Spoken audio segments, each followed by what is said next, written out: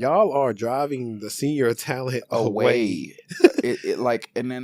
And to me, I perceive the logic of them wanting you to come in because they want you to spend money on parking, spend money in their building, invest in the campus. Like, bro, I don't want to come and eat your crappy office food. I work out. Like, I know there's people who like, bro, I don't want to come and eat the crappy. Now, for a fun segment, interviews. Mm-hmm.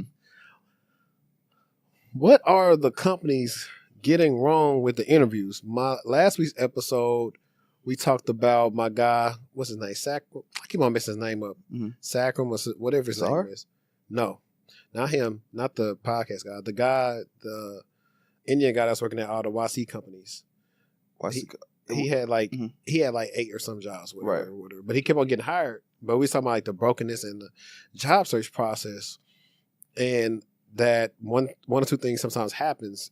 For me, it's either interviewers know what they talking about, or they don't know, or they don't know how to even just scope talent correctly. Like what's going on with it in your opinion? So first of all, and this is coming from somebody who interviews regularly because I want to stay sharp. It starts at the talent acquisition place first. I was talking to, and for some of you who may be familiar with me and my content, I post my interview experiences because I want to document. I want you guys to see what's going on. It starts at talent acquisition because these U.S. companies are outsourcing their talent acquisition to overseas teams. So what does that look like exactly?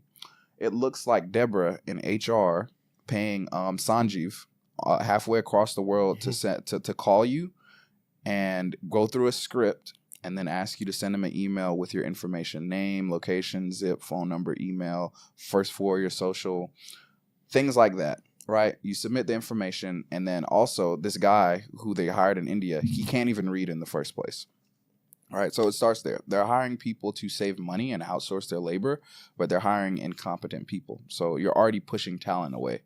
If you were someone with a true 6-figure skill set in the tech space, and you get a call at 3:24 p.m. Eastern from someone in India, are you even going to think that's a legitimate person calling you for a job opportunity? No. And a lot of people don't know that these are legitimate opportunities for the first thing. And then, like, the second thing is that companies don't even know what they want. Like, Fiserv hit me the other day.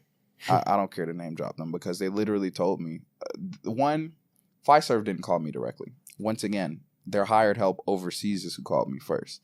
So the overseas people source you, and then they submit you to the third-party company in the U.S. So just to make sure you understand, a third-party Indian team will call you, and then they'll forward you to a third-party team on U.S. soil, and that third-party team will forward you to the direct company that they actually want you to interview for, right? So Fiserv is hiring a third party in the U.S. That third party in the U.S. is hiring an Indian third-party company, right? So you're already going through 3 sets of people for you to get one interview, right?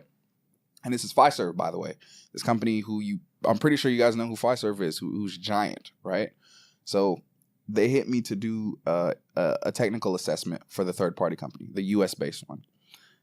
This guy asked me to deploy a Kubernetes cluster. I do it in like 3 minutes. And then, like, mind you, this is a screen share. I do it in like 3 minutes with Terraform. And then he goes, "Is it up?" I'm like, "Yeah." Like, can you look at my screen? Like, you could clearly see it says deployed. We're looking at it together in the portal. But I say that to say they have you go through these technical screenings with people who don't necessarily know what to look for. And then, we turn it over after the technical assessment is done. They ask me, "Well, do you have any questions for us?" My first question, and I always ask this question, peep game, if you guys are doing interviews, I always ask this question: what does the day-to-day for this opportunity look like? I ask that question first. Guess what they tell me? I don't know. I don't know. They tell me I don't know. So I ask them, okay, well, like, is this a new team? Yeah, it's a brand new team. Okay, so you don't know what you're looking for. Do you know, like, what the headcount is? We're looking to hire about 15 engineers. Do you know what they'll be doing? No. It's for a digital team. Digital meaning cloud. So they pass you through two sets of third-party entities to find you, to screen you in an inefficient way, and then also to tell you that we don't know what you're hiring you for. This is just one company. And Nike also does the same thing, by the way.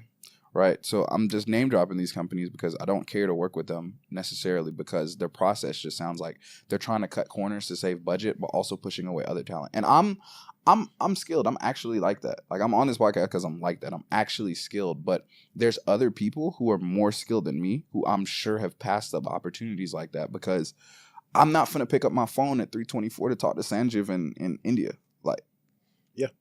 Like, funny enough, I can actually show you. Dang it, my other phone's right there. Yeah. Well, look, I'll show you my Discord right now. One of my clients, his dad, like, hey, my son got reached out to by these such and such recruiters. Look, let me see. You can scroll down, then you can see like this real time. This happened yesterday. Yeah. Both for the same role, but it seemed odd to me. It seemed very easy. It's like a front end dev role. And then I looked at the requirements. I was like, it don't seem hard.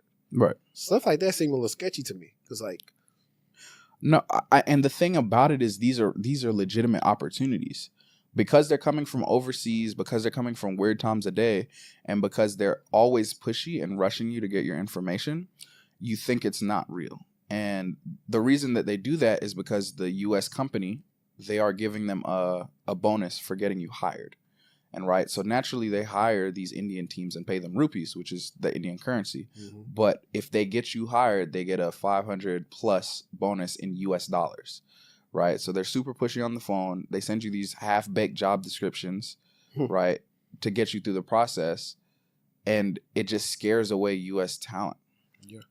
Because I think in the past, so many people have been burned by them. Like, they hear me all the time on podcasts say, I don't really care for it too much. So like, because every time I tried to send my stuff to them or something, I never heard of it back. So I was like, are y'all stealing my resume and stuff and sending it around? And that's why I'm getting all these phone calls that I actually get denied. Like, there's a lot of stuff to where like you said, I just forgo. I was working somebody American. Yeah. And then, I don't know. And then on the American side, where it's just like fully, on the American side, where it's fully on-seas recruiters, it'll still be third-party recruiting because a lot of companies, like, they just have a hard time finding some of the talent. But they're using a third-party recruiter because they can't find it internally for several reasons. Either it's a brand new role and they're not paying enough, they're not asking for the right requirements, or they have, like, this weird internal thing going on. And, like, what I'm seeing is that companies that are using American HR staff, they're trying to fill roles that they're underpaying for, that they want you to be in the office for. It's like, why are you, it's like, okay, you want me in the office 3 to 5 days a week, potentially, but the pay doesn't align with that. And then like, who was it? What was that company? What's that burger company? Shake Shack. They're building a new spot they called me for. And they were like, no. I can name drop like a million companies right now that just we like Cam Newton said, we keep it funky. And what's it? Okay, I'm not even gonna go with Shake Shack. I'm gonna go with somebody else. The company who does like all the financing for what are they called? Cadillac or something? Whatever. They're like a bank or something. They wanted to hire someone, a U.S. DevOps engineer, to come in and work 5 days a week in the office. Cool. The pay didn't line up. First of all, that was the one thing. But then I asked them, like, okay, well, what's their current team like? Like, what's the team size currently? They're like, oh, we have a offshore team. Right. So they're hiring this new U.S. guy to come try to manage those people and fix everything. Because clearly you already know how Indian teams operate. It's usually very low quality work for low quality pay, of course. Who would have thought, right? But they're hiring this U.S. guy to come in, lead the team of overseas people, i.e. hire him and to fire everybody else. But he has to be in the office 5 days a week. But you were so cool with hiring a fully remote overseas team. Like, isn't that actually moving backwards? And then you still want a higher quality of talent too for the same money. So it's like they want to shortchange people to have them come into the office for more skills, but they're not willing to pay or be fair about it. It's very interesting. Yeah, like I know. Now I'll say in this instance that I'm currently doing now, this is probably the first time I had an overseas team that's pretty good, surprisingly. Yeah. And it's only surprisingly because a lot of times it seems like they just be hiring anybody. Very much so. But that's what prompted my post with Malice the other day that I posted on LinkedIn. I posted everywhere because that picture is funny because that's the face he make every time somebody asks him something he don't care for. But like Verizon they had, like I said, I posted it on my story, but they had a wide range, bro. 101 to 194. That was supposed to be like base. Right. just for them to say, for Dallas, they only want people to come in 2 days a week. That's all right, cool. But they only want to pay $130. It's like, so where's that other 50 grand? Who was getting that other 60 grand? Right. And so they was like, well, because they go off of cost of labor, they rank Dallas as like a level 2. So what, I got to live in Los Angeles? It was like, you got to live in like New York or Virginia or New Jersey or something. So then how are they going to come in 2 days a week then? I think it was based on the different locations they had, but I was just like, I think that's stupid because I was like, I know cost of labor is not as cheap as it used to be, right. Especially with cost of living that's went up out here. I was like, that's like the second company that did that in telecom. T-Mobile tried to do the same thing, except they wanted people to do 4 days a week, and they wasn't paying enough for you to come in 4 days a week.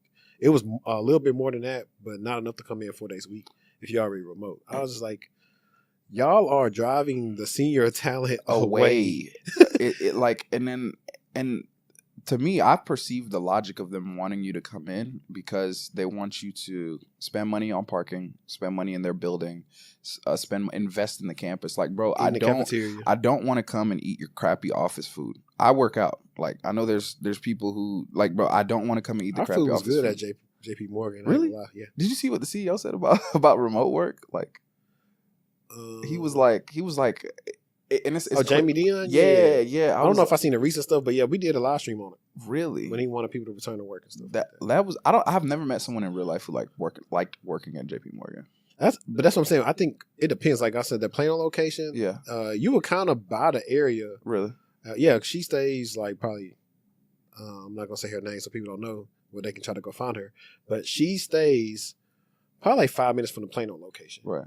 But no, the Plano location, they had some really good food there, surprisingly. Interesting. And they had 2 cafeterias, one in like the bigger one in one building and the smaller one in the other building. Even still, that ain't enough for me to like want to actually come into the office. Like, what's it called? On that other podcast, they were like, the leases are coming due for a lot of these buildings. And like, what